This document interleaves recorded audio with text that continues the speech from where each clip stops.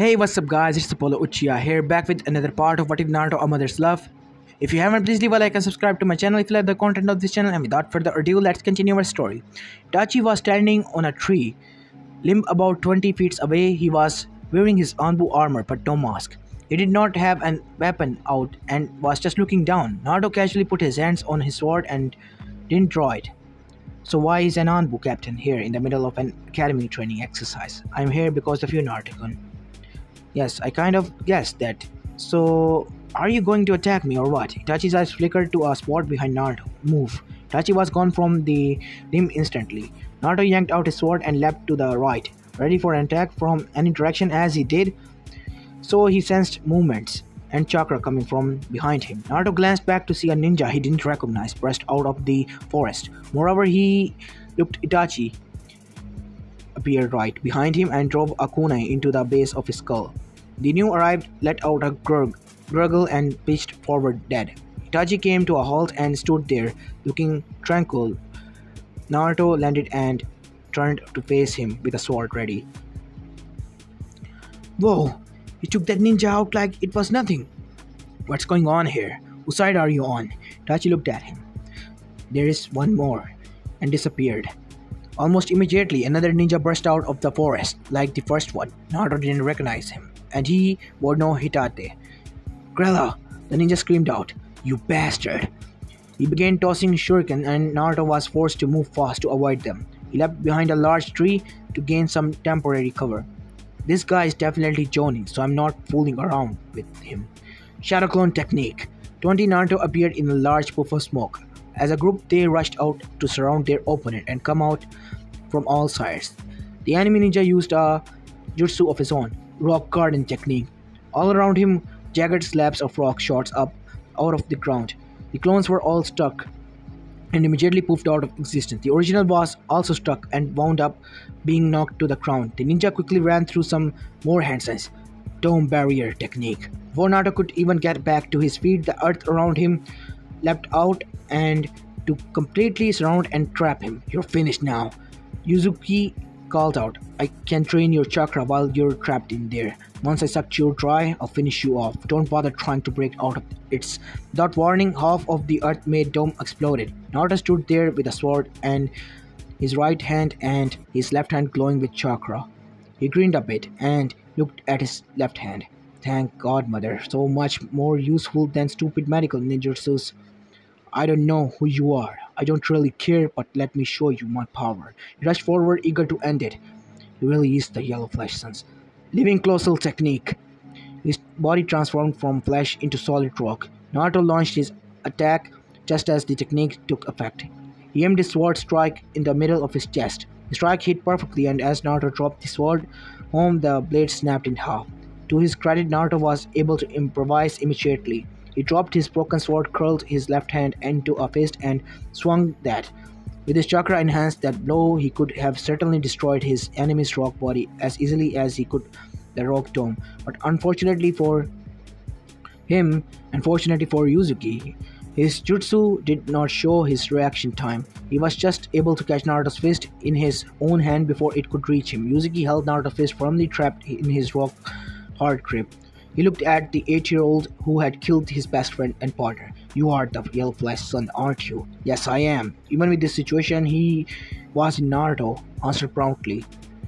Yuzuki nodded once respectfully and then proceeded to crush the boy's hand. Naruto screamed out in pain as the blood began to flow down his face. If you lived, you'd be as powerful as he was. It's a good thing we were sent here. He yanked Naruto up by his now useless hand and let him dangle in forest in front of him, like a fish caught out of a hook. Just so you know, you little bastard, all the power in the world is worthless if you can't reach your target. Now one more jutsu for you, and I get a little payback for what you did to Grella. With that said, he whipped Naruto about a little sack of potatoes and threw him full force into a tree. Naruto hit with most of his side and felt and heard his ribs break. With a sickening snap, he was crying out in pain as he dropped to the ground. Yuzuki casually walked up to him and kicked him in the belly hard, enough to send him flying back 10 feet. Link break. Itachi watched and frowned as Naruto was being beaten to death. It seems I overestimated you, Naruto-kun. Guess you weren't as strong as I thought. Link break. She heard her son scream as it was like a kunai slashing into her heart. She damned herself for letting this happen. She damned herself for not being able to do anything but listen as her son was being killed. She was more than halfway there, but her fear told her there was no hope. Naruto wasn't fighting anymore. He was just being beaten. That sick bastard Itachi was just playing with him, and it couldn't last long. Not long enough for her to save him. Her son howled and she screamed out in pain as well. If he died, if she lost him, because she had to let him go on a stupid exercise, she would find and kill Itachi, and then she would kill herself. She couldn't stand to live without her poor son. Link break. Yuzuki held the boy up at the arm's length and looked him over. His nose was smashed, his face was covered in blood, his left arm was broken, his hand smashed. From the way he was struggling to breathe, all his ribs were broken properly. And he thought the right leg was broken too. Every breath was an agony for the boy, yet he was still able to look up at him and speak. Who are you? An enemy of your father's. That is all you need to know. You haven't suffered enough for what you did to Grella. But if I had to do this to you for a year, it wouldn't be enough, and I don't have all day. He put out a hand towards Naruto's throat. Now, before I end this, I would like to hear the yellow flash beg me for mercy. Beg? Yuzuki smiled. That's right, beg me to spare you. Beg like the pitiful dog that you are. He began to squeeze. Better start begging before it's too late. He knew he was about to die. He felt a great deal of fear, a lot of regret, and even some shame. However, as the hand began to tighten around his throat, what he felt any more than anything else was anger. Anger that his life was ending down like this. Anger that he was being denied the chance to achieve his destiny. Anger at what he knew this would do to his mother and to Hinata-chan. It can't end like this. I can't just die here like for nothing. No, no, no! And as his anger became white hot, he felt something deep inside of him come to life. Yuzuki watched as the boy's eye turned from blue to red. Despite the situation, he hesitated just for a moment. What are you? And it was that momentary hesitation that killed him. For as he stood there, his red chakra began to flow around the boy. He felt an evil, malevolent power coming from him. What the hell are you? He squeezed his hand, but the red chakra was no between it and the boy's neck. Naruto looked up at him with hatred and screamed his answer. I am a future Hokage, and until I became Hokage, I will never die. Acting on pure instinct, he reached out to grab his attacker, and the red chakra bent to his will. A gigantic paw flowed out from around him and clutched around the ninja's chest, lifting him roughly about 20 feet into the air. Holding up his own right hand, he brought his fingers together and smashed. Die! The gigantic paw crushed Yuzuki like a bug between two stones. Yuzuki's body exploded into a shower of rock, which reverted to flesh and became a shower of blood and meat. Seeing what he had just done, he smiled and was glad to have killed him. With the threat now removed, though his anger bled away, with his chakra did as well. When the red chakra left him, he collapsed to the ground, broken and powerless. Mom, he whispered, too beaten to do anything more than that. Link break. She heard him scream out that he would never die until he was Hokage.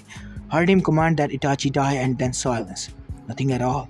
Then she heard him call out to her. She didn't know what had happened, but she had hope that she just might make it in time.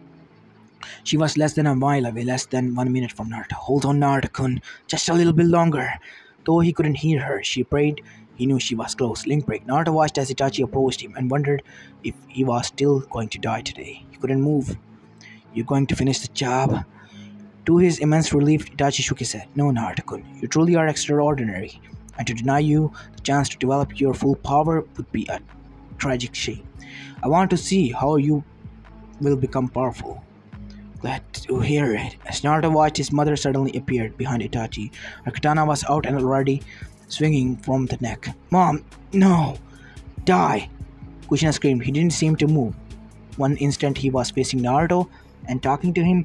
The next he was looking at Kushina, her right wrist caught by his hand. Her blade had been brought to a halt, a bare inch pressing from his neck. Please do not attack me, Kushina. I did not harm your son. Naruto started not believing. He had just seen someone block his mother's attack with nothing but his bare hand. Mom, it's true. Itachi didn't attack me. He killed one of the ninjas who did. Kushina stared at Itachi, clearly just as amazed that he had stopped her. She still did not trust him, but was willing to believe her son. All right, I won't attack you. He released his hold on her, and she swiftly moved towards her son, siding, staying between him and Itachi. Her blade remained up and ready. I thank you, Itachi said politely. If Naruto says you helped him, then I believe you. Kushina eyed him warily, but I would still like to know what you were doing here in the first place. The explanation is simple. I was ordered by my father to execute your son. What? Kushina's killer intent spiked up and her katana twitched in her hands. Tachi held up a hand. I chose to disobey the order and came here to deliver a warning to Naruto. He looked at Naruto. My warning is simple, Naruto. Never trust any clan of the Uchiha. And it includes my brother. He looked at the Kushina again. You should also be aware that had I actually killed Naruto, my father intended to arrange your death as well. What? Naruto cried out, far more upset at the thought of his mother's death than at his own. Fukaku is a dead man, Kushina said flatly. Will you go with me to the tower and testify to all of this before the Hokage? Tachi shook his head no. No, for you see, while I chose to protect your son, I have already committed murder. I will be leaving Konoha to become a missing din. A slight grin touched his lip. I trust that you will not try to stop me. Kushina shook her head. After what you done today? No. Tachi looked down at Naruto. You have great power within you, Naruto-kun. Work hard to develop it. Reach your full potential, for I intend to do the same. One day I intend to test myself against you and see which one of us is the stronger one here. He gave a slight and formal bow. Until that day, Naruto-kun. Goodbye. With that, he disappeared. With Itachi gone, Kushina finally knelt beside her bloodied and broken boy. She quickly performed a basic medical ninjutsu to check its vitals. Oh, Naruto-kun, my baby. Everything is going to be alright. Mommy's here, and I'll take care of you. She was relieved to find that despite the beating he had taken, his heartbeat and breathing was both steady now. Her son would live. Mom, I heard, he said quietly. She knew how proud and strong he could be and how much pain he had to be in to admit it. It's alright, dear. I have something to help.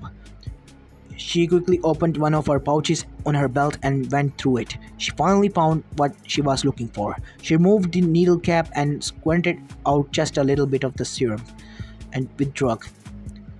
She then struck into a shoulder and pushed down the needle plunger. Here's my darling one. The morphine will take the pain away and help you sleep. I'm getting you to the hospital right now. She dipped her sword into the puddle of blood, then quickly wiped it clean and holstered it back. She then took her precious little boy into her arms. Thank you, Mom. That helps. His voice was already sounding sleepy. Mom, I'm sorry I wasn't strong enough. Don't worry about that. It's not important. You survived, that's all that matters. It wasn't me, Mom. His mind was beginning to drift. The red chakra. He fell asleep. She cuddled him close to her and moved as fast as she could. She wasn't worried about what he said. There would be time for that. Everything later on. Blink break. Hinata! Ruka's voice called out loudly as he landed nearby. Hinata quickly got up to her feet. Yes, Ruka-sensei? Please gather all your things. Mizuki and I and some other instructors are gathering all your classmates. The exercises are over.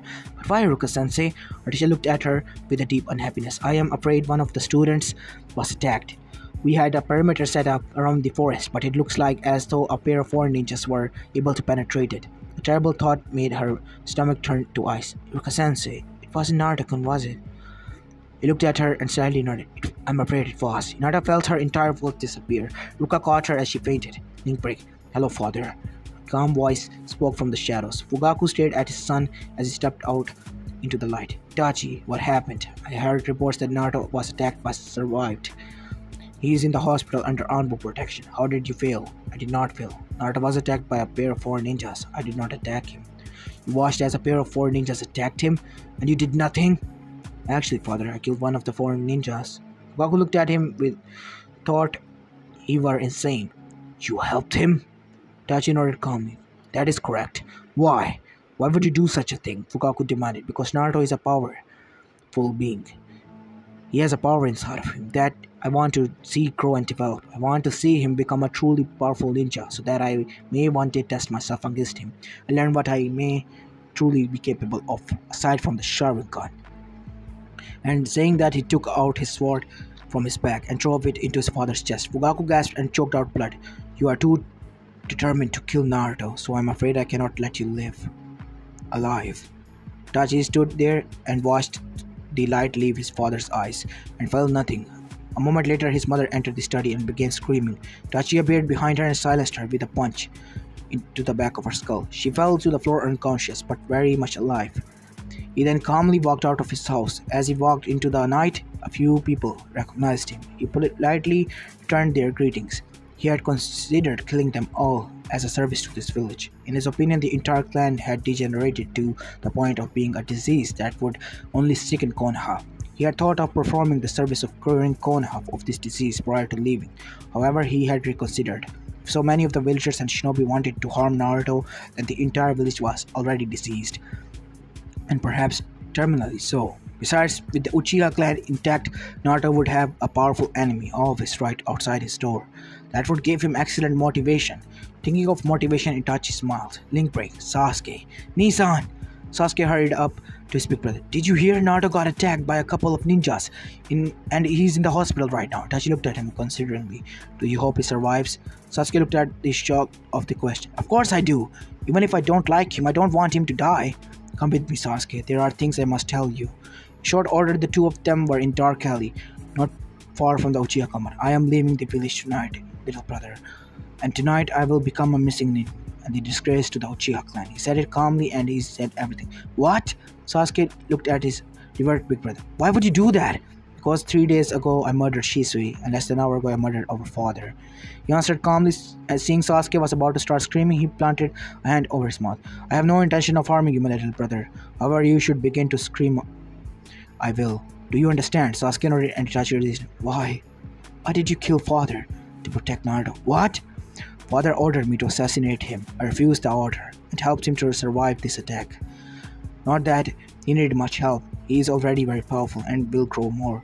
Father was a fool and would have kept attempting to kill him. To safeguard Naruto's future, it was necessary to end our father's life. You killed father to help Naruto? Sasuke whispered. Indeed.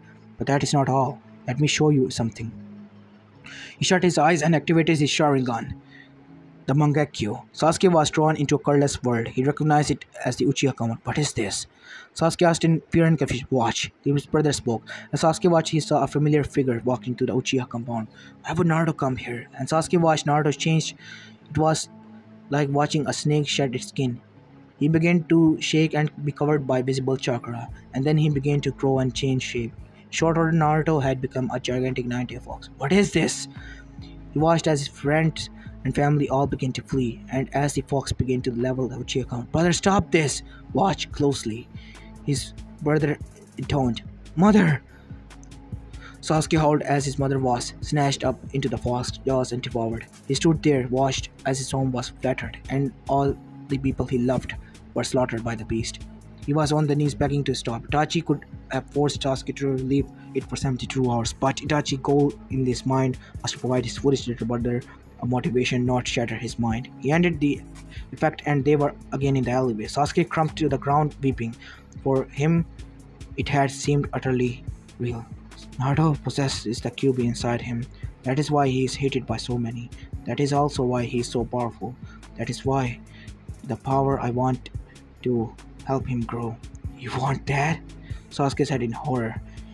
He remembered Naruto's red eyes. Yes, I want Naruto to achieve as much as power as he can, and if he can reach his potential, he should lay waste to this entire village and everyone.